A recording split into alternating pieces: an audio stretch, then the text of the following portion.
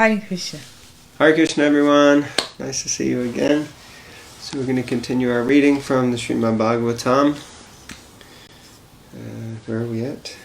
Canto 1, Chapter 13, Text 18. So let's just say the invocation. Om Namo Bhagavate Vasudevaya. Om Namo Bhagavate Vasudevaya. Om Namo Bhagavate Vasudevaya. Text 18. Mahatma Vidura knew all this, and therefore he addressed Dhritarashtra, saying, "My dear king, please get out of here immediately. Do not delay. Just see how fear has overtaken you." Purport. Cruel death cares for none, be he Dhritarashtra or even Maharaj Yudhishthira. Therefore, spiritual instruction, as was given to old Dhritarashtra, was equally applicable to younger Maharaj Yudhishthira. As a matter of fact, everyone in the royal palace, including the king and his brothers and mother, was raptly attending the lectures. But it was known to Vidura that his instructions were specially meant for Dhritarashtra, who was too materialistic. The word Rajan is especially addressed to Dhritarashtra significantly. Dhritarashtra was the eldest son of his father, and therefore, according to law, he was to be installed on the throne of Hastinapur. But because he was blind from birth, he was disqualified from his rightful claim. But he could not forget the bereavement, and his disappointment was somewhat compensated after the death of Pandu, his younger brother. His younger brother left behind him some minor children, and Dhritarashtra became the natural guardian of them. But at heart he wanted to become the factual king and hand the kingdom over to his own sons, headed by Duryodhana. With all these imperial ambitions, Dhritarashtra wanted to become a king, and he contrived all sorts of intrigues in consultation with his brother-in-law Shakuni. But everything failed by the will of the Lord, and at the last stage, even after losing everything, men and money, he wanted to remain as king, being the eldest uncle of Maharaj Yudhishthira. Maharaj Yudhishthira, as a matter of duty, maintained Dhritarashtra in royal honour, and Dhritarashtra was happily passing away his numbered days in the illusion of being a king or the royal uncle of King Yudhishthira. Vidura, as a saint and as the duty-bound, affectionate youngest brother of Dhritarashtra, wanted to awaken Dhritarashtra from his slumber of disease and old age. Vidura therefore sarcastically addressed Dhritarashtra as the king, which he was actually not. Everyone is the servant of eternal time, and therefore no one can be king in this material world. King means the person who can order. The celebrated English king wanted to order time and tide, but the time and tide refused to obey his order. Therefore, one is a false king in the material world, and Dhritarashtra was particularly reminded of this false position and of the factual fearful happenings which had already approached him at that time. Vidura asked him to get out immediately if he wanted to be saved from the fearful situation which was approaching him fast. He did not ask Maharaj Yudhishthira in that way, because he knew that a king like Maharaj Yudhishthira is aware of all the fearful situations of this flimsy world and will take care of himself in due course, even though Vidura might not be present at that time. Text 19.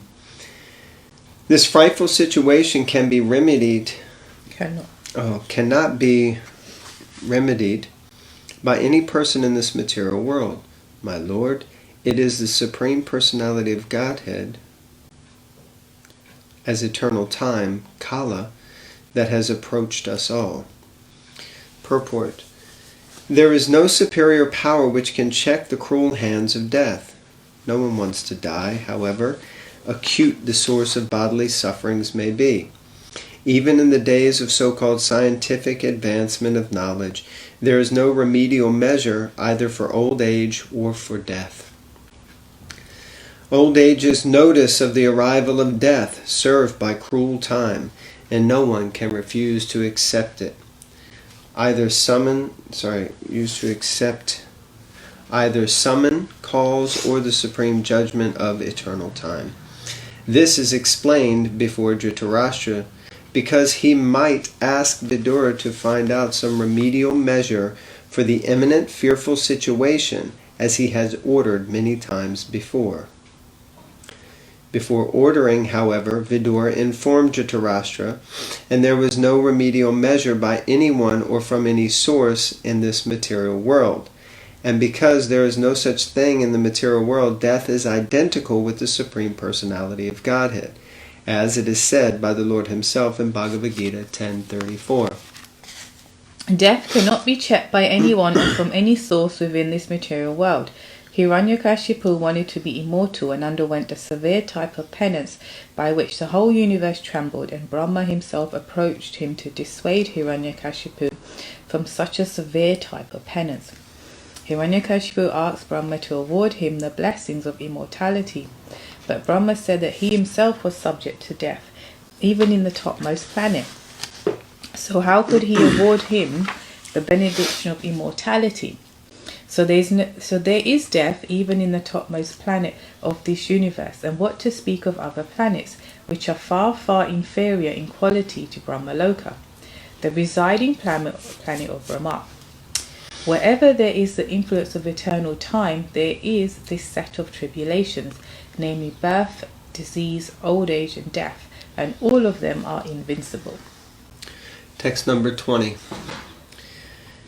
Whoever is under the influence of supreme Kala, eternal time, must surrender his most dear life, and what to speak of other things, such as wealth, honor, children, land, and home. Purport. A great Indian scientist busy in the plan-making business was suddenly called by invincible eternal time while going to attend a very important meeting of the Planning Commission, and he had to surrender his life, wife, children, house, land, wealth, etc. During the political upsurge in India and its division into Pakistan and Hindustan, so many rich and influential Indians had to surrender life, property, and honor due to the influence of time. And there are hundreds and thousands of examples like that all over the world, all over the universe, which are all effects of the influence of time. Therefore, the conclusion is that there is no powerful living being within the universe who can overcome the influence of time. Many poets have written verses lamenting the influence of time. Many devastations have taken place over the universes due to the influence of time, and no one could check them by any means. Even in our daily life, so many things come and go in which we have no hand, but we have to suffer or tolerate them without remedial measures. That is the result of time. Text 21. Your father, brother, well-wishers and sons are all dead and passed away. You yourself have expended the major portion of your life. Your body is now overtaken by invalidity, and you are living in the home of another. Text purport. The king is reminded of his precarious condition. Influenced by cruel time and by his past experience, he should have been more intelligent to see what was going to happen to his own life. His father, Vichitravira, died long ago, when he and his younger brothers were all little children, and it was due to the care and kindness of Bhishmadev that they were properly brought up. Then again, his brother Pandu died also. Then in the battlefield of Kurukshetra, his 100 sons and his grandsons all died, along with all other well-wishers like Bhishmadev, Dronacharya, Karna, and many other kings and friends. So he had lost all men and money, and now he was living at the mercy of his nephew, whom he had put into troubles of various types. And despite all these reverses, he thought that he would prolong his life more and more. Vidura wanted to point out to Dhritarashtra that everyone has to protect himself by his action and the grace of the Lord. One has to execute his duty faithfully, depending for the result on the supreme authority. No friend, no children, no father, no brother, no state, and no one else can protect a person who is not protected by the Supreme Lord. One should therefore seek the protection of the Supreme Lord, for the human form of life is meant for seeking that protection. He was warned of his precarious conditions more and more by the following words. Text 22.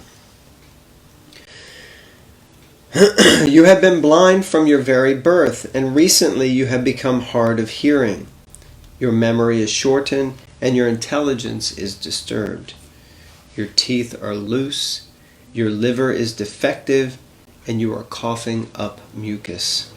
Purport.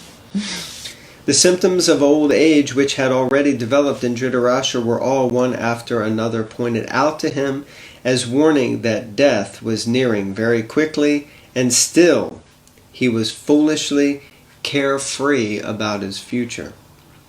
The signs pointed out by Vidura in the body of Dhritarashtra were signs of apakshaya, or dwindling of the material body before the last stroke of death. The body is born, it develops, stays, creates other bodies, dwindles, and then vanishes. But foolish men want to make a permanent settlement of the perishable body and think that their estate, children, society, country, etc. will give them protection. With such foolish ideas they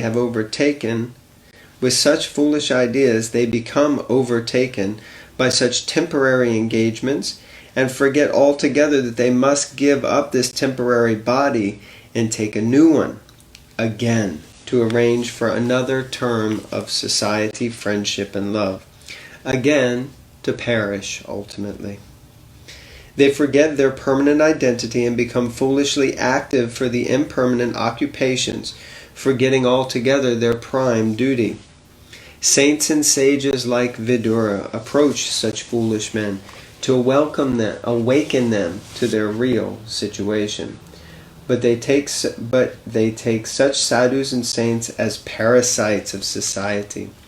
And almost all of them refuse to hear the words of such sadhus and saints, although they welcome show-bottle sadhus and so-called saints who can satisfy their senses. Vidura was not a sadhu to satisfy the ill-gotten sentiment of Dhritarashtra. He was correctly pointing out the real situation of life and how one can save oneself from such catastrophes. Text 23. Alas, how powerful are the hopes of a living being to continue his life. Verily, you are living just like a household dog and are eating remnants of food given by Bhim. Purport. A sadhu should never flatter kings or rich men to live comfortably at their cost. A sadhu is to speak to the householders about the naked truth of life, so that they may come to their senses about their precarious life in material existence. Dhritarashtra is a typical example of an attached old man in household life. He had become a pauper in the true sense, yet he wanted to live comfortably in the house of the Pandavas, of whom Bhim especially is mentioned because personally he killed two prominent sons of Dhritarashtra, namely Duryodhan and Dushashan. These two sons were very much dear to him for their notorious and nefarious activities, and Bhim is particularly pointed out because he killed these two pet sons. Why was Dhritarashtra living there at the house of the Pandavas? Because he wanted to continue his life comfortably, even at the risk of all humiliation. Vidura therefore was astonished how powerful is the urge to continue life. This sense of continuing one's life indicates that a living being is eternally a living entity and does not want to change his bodily habitation. The foolish man does not know that a particular term of bodily existence is awarded to him to undergo a term of imprisonment, and the human body is awarded after many, many births and deaths as a chance for self-realization to go back home, back to Godhead. But persons like Dhritarashtra try to make plans to live there in a comfortable position with profit and interest, for they do not see things as they are.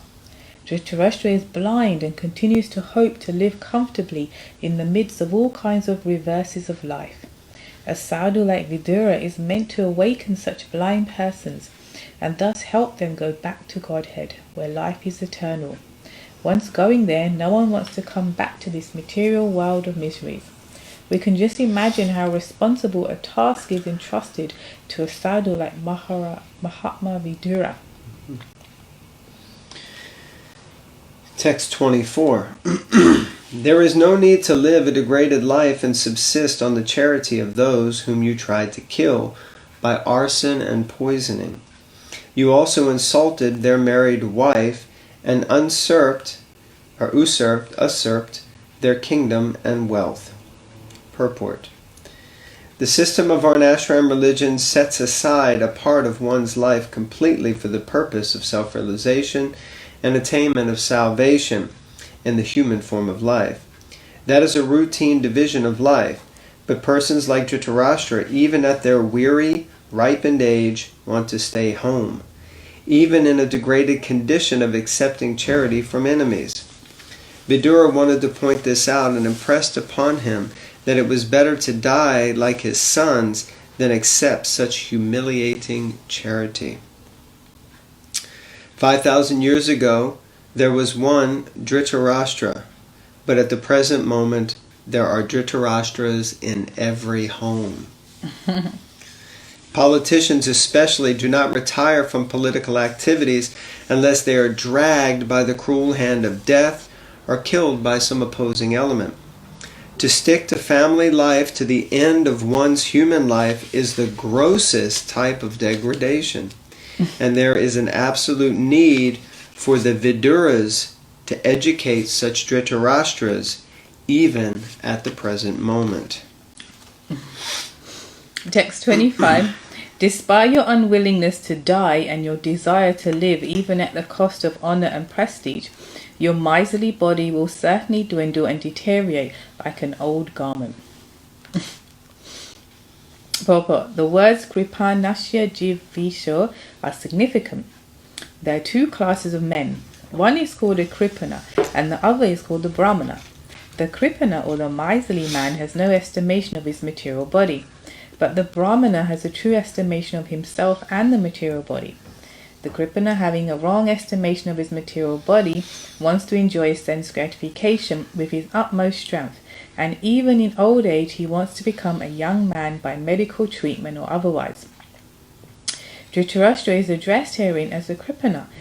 Without any estimation of his material body, he wants to live at any cost. Vidura is trying to open his eyes to see that he cannot live more than his term, and that he must prepare for death. Since death is inevitable. I got that word wrong.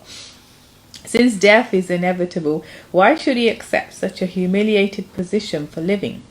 It is better to take the right path, even at the risk of death. Human life is meant for finishing all kinds of miseries of material existence, and life should be so regulated that one can achieve the desired goal. Dhritarashtra, due to his wrong conception of life, had already spoiled 80% of his achieved energy. So it behooved him to utilize the remaining days of his miserly life for the ultimate good.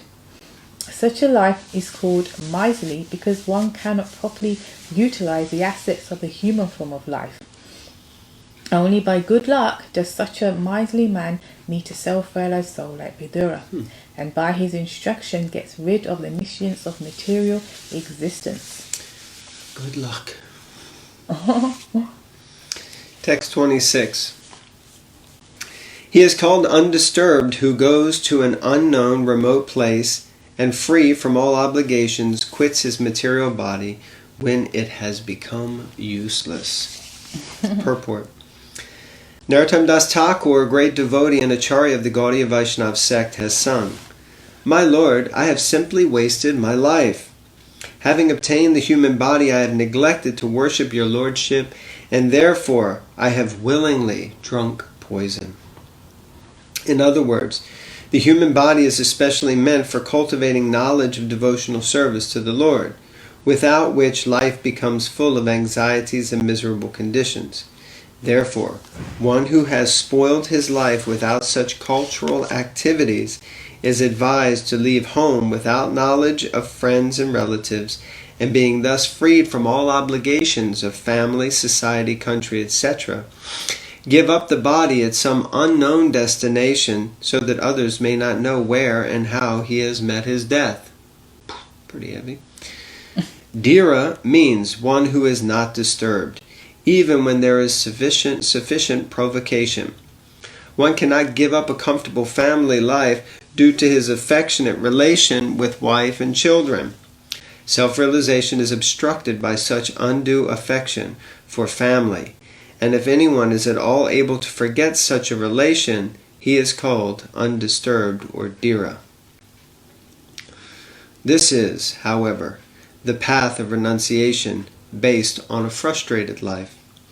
But stabilization of such renunciation is possible only by association with bona fide saints and self-realized souls, by which one can be engaged in the loving devotional service of the Lord. Sincere surrender unto the lotus feet of the Lord is possible by awakening the transcendental sense of service. This is made possible by association with pure devotees of the Lord. Dhritarashtra was lucky enough to have a brother whose very association was a source of liberation for his frustrated life. Text 27. He is certainly a first-class man who awakens and understands either by himself or from others the falsity and misery of this material world, and thus leaves home and depends fully on the personality of Godhead residing within his heart. Purport. There are three classes of transcendentalists, namely, number 1, the dhira, or the one who is not disturbed by being away from family association. Number 2, one in the renounced order of life, a sannyasi by frustrated sentiment. And 3, a sincere devotee of the Lord who awakens God consciousness by hearing and chanting and leaves home depending completely on the personality of Godhead who resides in his heart. The idea is that the renounced order of life, after a frustrated life of sentiment in the material world, may be the stepping stone on the path of self-realization. But real perfection of the path of liberation is attained when one is practiced to depend fully on the Supreme Personality of Godhead who lives in everyone's heart as Paramatma. One may live in the darkest jungle alone out of home, but a steadfast devotee knows very well that he is not alone. The Supreme Personality of Godhead is with him, and he can protect his sincere devotee in any awkward circumstance.